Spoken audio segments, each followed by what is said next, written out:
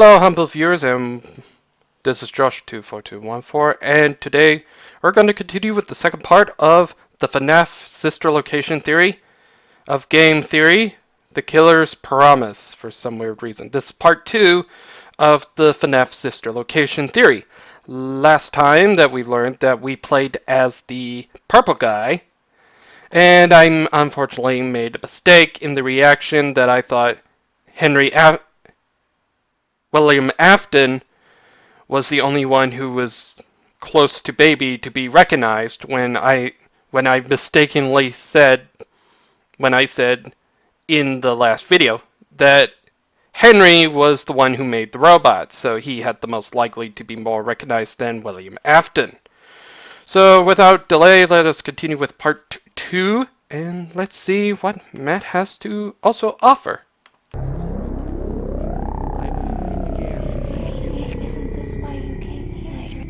Oh god, more creepy imagery. What the hell? I will put you back together. Don't jump. Oh, thank god. No jump scare this time, thank god. And there you are, you creepy Hello, little... Internet. Welcome to Game Theory, 7 million theorists strong. Typical.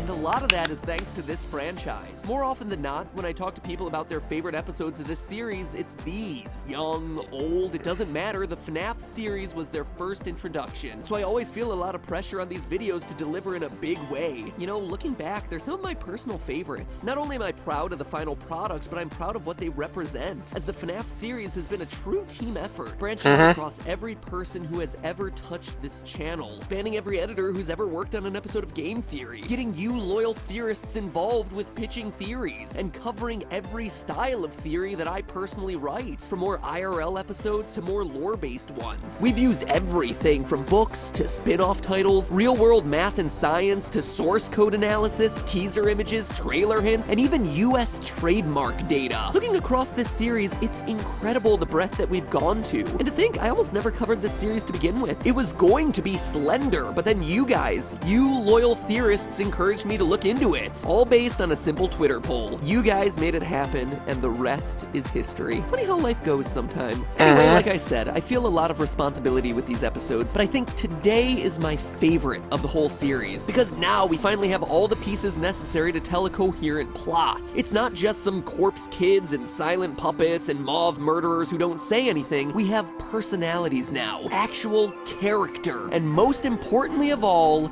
motivation. Motivations for why a serial killer would create a place like Sister Location. And believe it or not, the answer is actually quite sad. So the question of the day is, can a game make you feel sympathy for a child murderer? Because once you have the complete story, you might just see Purple Guy in a whole new light. One line across this entire franchise answers everything. I will put you back together. But before we get to all of that, let's back up a bit. Last time we established that William Afton, Purple Guy himself, is who you play as in Sister Location, and the one who eventually gets himself scooped. We also established that he once had a daughter who got herself killed at the hands, already figured that out. At the metal claw grip of Baby. But there is so much more Don't show that imagery than that. By playing through the game and unlocking Sister Location's secret private room, I said that before, to a shocking Easter egg. By typing the date 1983 into the keypad besides the monitors, the static blazes to life, revealing blurry footage of the FNAF 4 house. The trap hallway,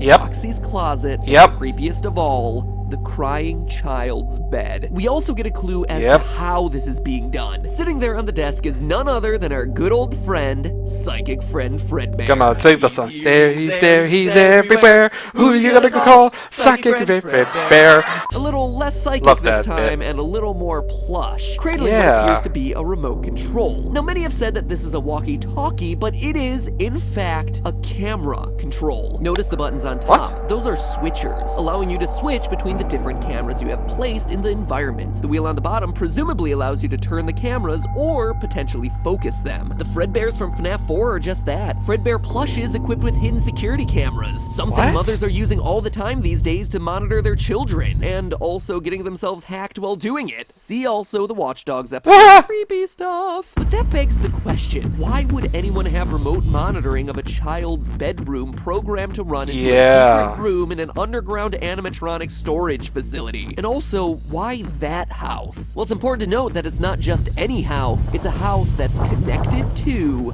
Circus Baby's rentals. You heard that right. Sister I figured that out. location is under the FNAF 4 house. I already said that. Breaker room challenge. Yep, this is what I was saying in the facility. fifth We see the entrance night elevator, video. main hub area, and the various holding rooms branching out all around it. But what we also see, I didn't notice it the first time. 3 other areas. Maps Till I that should look pretty familiar Yeah. as this series. The plush trap hallway, Mhm. the Fredbears, Yep. and the crying child's bedroom Yes. from FNAF 4. No joke. Just like the vent system maps from previous games, the faded diagram would imply that all of this is located on a different level than sister location, i.e. above it. And as we can see, not just above it, but connected to it. In fact, while we were too busy freaking out over the ever-nearing Funtime Freddy, most gamers overlooked that as a part of that minigame, we were responsible for returning power to those areas of the map. They were even labeled Observation 1 and Observation 2. Observation? Observing what? It just gets creepier and creepier. Now, before you go saying that an underground facility attached to a house is far-fetched, it's actually something supported by the book in detail. Oh god, really? Again? One overlooked while reading it. Page 118. Our main character Charlie is outside her childhood home, which is also home to Henry, co-founder of Freddy's. While exploring her father's animatronic workshop, we get the following quote. She knelt again and put her hand on the ground, fishing around until she found a small screw in the bare dirt. She palmed it, then looked closer. There were small holes in the ground, exposed when she moved the loose dirt. Charlie ran her fingers over them, thoughtful, end quote. Tiny holes hidden under the dirt of an animatronic workshop, huh? It's an oddly specific detail that never gets mentioned again and never goes anywhere, but is one of those things that gets the theorist mind. Oh, you because plant when I hear this of that mysterious part holes too. in the ground in someone's private workshop, I think trap door. Hidden trap Yeah. door. Or, more accurately, secret entrances. Could this be a hint as to a secret entrance in Henry's animatronic workshop into sister location? In fact, we can prove using more details from the book that it is still being used by Afton. Earlier in that same chapter, Scott makes sure to drop a few more hints that seemingly never go anywhere. But we all know Scott better than that, right? And now that we have sister location to reference, these little details start to make a whole lot more sense. Quote, the benches were there where her father had assembled and tweaked his inventions, but the materials, the blueprints, and the half-finished robots that were once crammed onto every surface had disappeared. Where are they?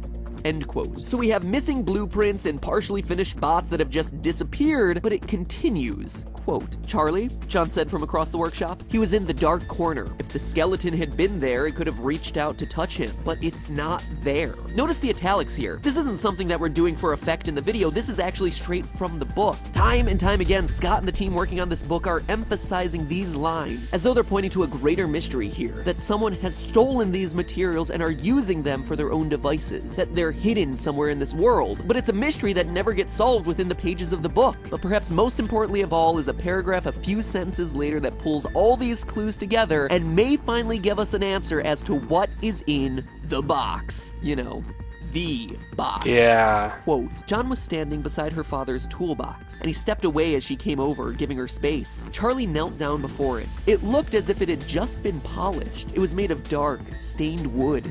Glossy. All the tools were polished and clean. They looked as though they had just been used that morning, wiped down and put away meticulously, like someone still cared for them. End quote. Stolen blueprints, missing robots, pristine tools despite supposedly going unused for 10 years, hints at a trap door and William Afton lingering around the town in disguise. Quite simply, the pieces here add up. But again, that's hints that we can glean from the book. The bigger question here is, why would Afton be spying on the FNAF 4 house in the games? Well, because it's his. As we established last episode, you play as Purple Guy, and each night you go back to your retro-themed house. At first, these cutscenes seem like they should just be absurd breaks from the spoopy action of the main game. Clara, the baby isn't mine! But look closer and you notice the details of the room, in particular, a very ugly lamp. A very ugly, very familiar lamp. One that we saw in, you guessed it, FNAF 4. In other words, this is Afton's house. And from his I forgot about that lamp. Serving his kids. Crying child, the older brother and the girl who and eventually becomes his baby. sister. As I suspected in my prediction video for daughter. this game, this truly is a sister location. A sister's location. And from there, all the parts start to fit together. So let's retell this story from the beginning now that we have all the pieces. Remember what will happen if he catches you. It's a line we hear repeated over and over again. That was from Psychic FNAF 4, Fredbear. Now we know why. Crying Child has seen Golden Bonnie abduct children multiple times in the past. This moment in the back room that we all debated about whether or not it was a murder is in fact a child kidnapping. Silver Eyes proves it, as it shows that Purple Guy kills by trapping the kids in spring-lock suits. Quote, Carlton was wedged inside the heavy, barrel-shaped torso of a mascot costume, the headless top half of some kind of animal. His arms were trapped inside the torso section, pinned to his sides in an unnatural position. He could feel pieces of metal that pressed against his back and poked him. Dave said to Carlton, if you trigger those spring locks, two things will happen. First, all the locks will snap right into you, making deep cuts all over your body. And a split second later, all the animatronic parts they've been holding back will instantly be driven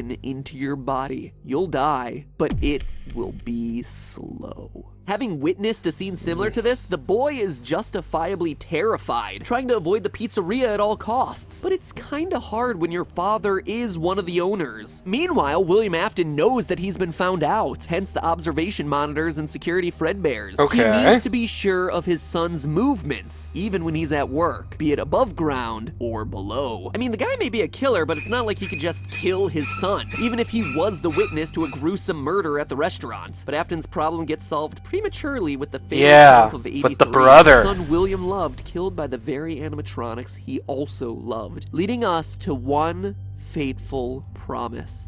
I will put you back together. We've analyzed this line a lot in past theories because it's not only the final lines of FNAF 4 and FNAF World, thereby making it super important to this franchise, but because it's also presented to us in a different color than Fredbear's yellow. Someone else is talking here. And now we can finally pinpoint who said it, and more importantly, why. It was William Afton. I will put you back together. A promise to fix his son, a broken son, in the only way that he knows how, animatronics. Enter Sister Location and the Funtime animatronics, not built for entertainment or for being worn, but built to help Purple Guy save his son. Built for capture. Although no one has yet found how to unlock them in the game, if you dig through the Sister Location files, you find a set of blueprints for the various animatronics, outlining their size and special features. Not only are they got enormous, nasty special 7 features. feet in some instances, certainly bigger than a small child, but they're also equipped with things like 360-degree tracking, parental voice mimicking, and storage tanks. Look closer at that the was wireframes debated. and you see that the storage tank isn't quite empty. Yeah, that's a child in there, curled up, hidden in Fredbear's stomach, captured alive, ready to be experimented on. Because Purple Guy is no longer killing to satisfy himself. He's doing it to recover his son, to figure out the secret of fusing souls into animatronics. He's trying to replicate the same powers of the marionette. Life. And if that seems like a stretch, just look at the number of sentient, independent, and fully aware robots in Sister Location. You not only have the core set, but there's also the baby babies and the mini Renas. Tens of sentient animatronics moving against their program. And unlike past games where we received explanations like anti-criminal systems, dying guys in murder suits, or the products of a nightmare, here they just kinda exist. Why? Well, Baby tells us over and over in the trailer for Sister Location. Yeah, that's been debated. Why was she saying that? You don't know what we've been through. Before the game's release, we had no idea, but now we do know what they've Yeah. been through. Experiments and controlled shocks. Dozens, and I mean dozens of children captured as the Funtime animatronics executed on the Jesus programming that Christ. told them to collect. Also that Afton could learn the secret to reawakening lost souls. As we see in Silver Eyes, he knows it's possible as he's not shocked at all when the animatronics come to life at night. Quote, "They're home with me." Dave's voice was coarse, and the large mascot head slid forward and tilted as he spoke. "Their happiest day. All they know is that you're here, trying to take away their happiest day. You are intruders." End quote. And as evidenced by the animatronics crawling throughout Sister Location, he Yeah. succeeds in his goal. But in doing so, But he it worked pays the ultimate too price, well. losing the second of his children, his daughter, when she ignores his warnings to stay away from the Yeah. robots. A daughter whose soul goes on to possess Baby, as evidenced by the eye color shift from blue in the minigame to green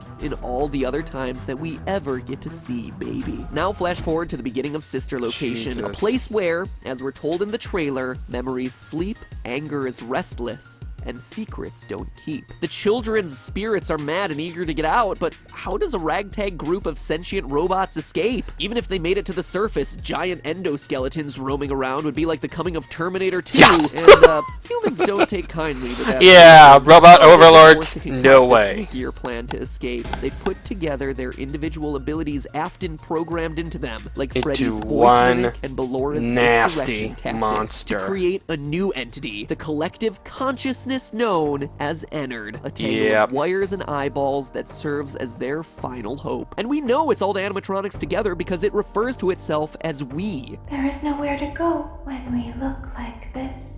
As the teaser said, there was a part of him in every body. After all, throughout the 5 nights, Ennard Yeah. uses those various skills and pretends in order to gain our trust, using the voice mimic to sound like Baby and be sympathetic, adopting the voice of the little green-eyed girl to make us compelled to move forward and save her. But it's all a trick, and by night 5, they've cleared out all the evidence, killing the other technicians so that no one can speak of the haunted animatronics. But note that those guys haven't been scooped. They've saved that honor specifically Oh. you, the purple. I was guy. asking The about reason that. Did they're they stuck scoop there them? in the first place? Using Baby's voice, they push you into the scooping room, remove your skeleton, and inhabit your body. And as we see in the final scene, their escape is successful. The purple guy, And they the serial continue killer to father trying to put murder. his son back together, is killed by the exact monsters he first created. But not in an unhappy way. He achieved what he wanted, being reunited with his children. Page 411 of Silver Eyes. Quote, "The voice of the rabbit was smooth and rich, almost musical. Dave cocked his head to the side so that only one of his bulbous eyes could peer through the sockets. We both wanted to love," he said in those melodious tones. "Your father loved, and now I have loved." End quote. But hey, that's just a theory. A game theory! Thanks for watching. Welcome back to the Super amazing end card tournament. Wait. Last time I asked you whether you thought Sister Location was scary good or frighteningly bad. Survey said 97,000 votes for Sister Location, Woohoo! 30,000 against. So it looks like y'all felt that Scott got his groove back with this one. Follow-up question for today: which animatronic is your favorite? Ooh. Maybe it's the scariest, maybe it's the one you most identify with, maybe it's the one you're most excited about yiffing. Hey, no judgment here. You yell and sniff all you want. Whatever your reasoning, just click on one. At this point, there's like 1,000, so let's just narrow it down to the essentials and you can include all versions of that character. So here we go. Your options are Freddy, Bonnie, Chica, Foxy/Mangle, Golden Freddy/Fredbear, Springtrap, and Baby. Jesus. Apologies to all you Balloon Boy and Ballora fans out there. Actually, though, are you out there? Seems like those two in particular just don't fit in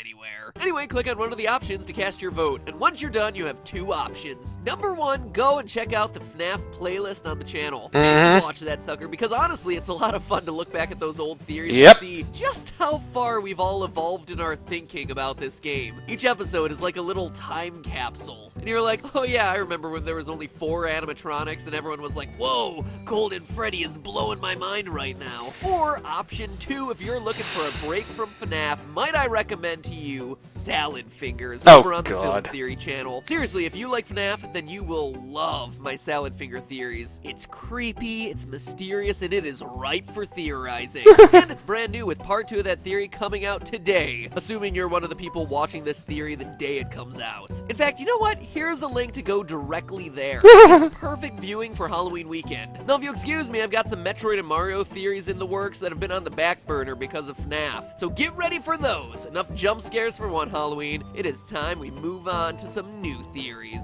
See ya next week.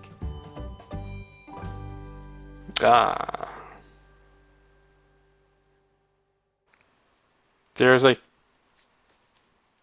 Oh. Okay, so that was very interesting. So basically, Purple Guy only wanted to get his children back. That's only his theory, but it didn't turn out so well with him dying and then getting Baby and the Gestalt entity to commit random more acts of murder throughout the ages after when he died. Never tells us when sister location happens. But at least it leaves on a good, happy note, to be perfectly frank. But, if you know Scott, he's just probably going to muck things up and mess all the theories again. But it's a very more pleasant one, but still. But it only took like FNAF 3 for hopefully Baby and her Gestalt entity to finally die. But knowing a horror franchise, that the monster never actually dies. So yeah, he could easily sequel bait Baby more in future games in order to muck up the theory that we just figured out. So yeah. So I hope you all have a good, safe Halloween, and this has been a very enjoyable one. So I'll see you next time, and until the next good theory comes around. So until then, have a good day, everybody, and or another reaction or something like that. See you next time.